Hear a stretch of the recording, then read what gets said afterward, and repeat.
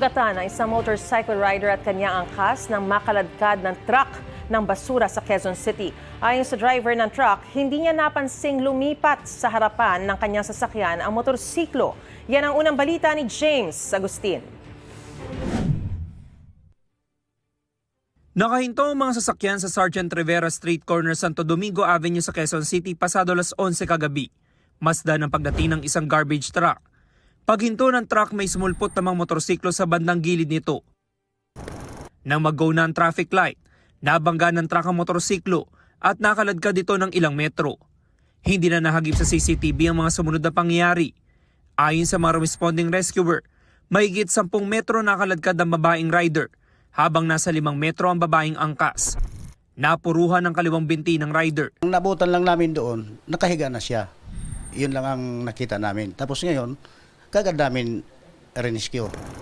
Ilinagay namin sa stretcher para dinala namin kagad sa ospital. Nakapagsalita naman, kaya nga lang talaga ang binti niya, wala na talagang laman, balat lang talagang. Nakita namin, puro buto na. Binigyan din ng paunang lunas ang angkas na dinala sa ospital kalaunan. Nagtamo siya ng mga sugat sa iba't ibang bahagi ng katawan. Sa investigasyon ng pulisya galing sa trabahong magkaangkas at pauwi na sa Bagong Silang, Caloocan na mangyaring aksidente.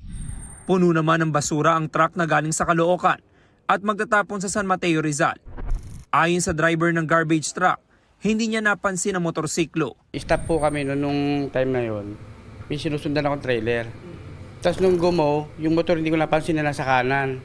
Nung pag-go niya namin, lumipat pala sa harap ko. Hindi ko rin napansin na nandun na sila sa ilalim. Tapos bumubusina nasa likod ko, kala ko siya yung nakasagian ko. Kung hindi siya bumusina na malakas, hindi ako hinto. May motor na pala ho sa ilalim yung pagtingin ko.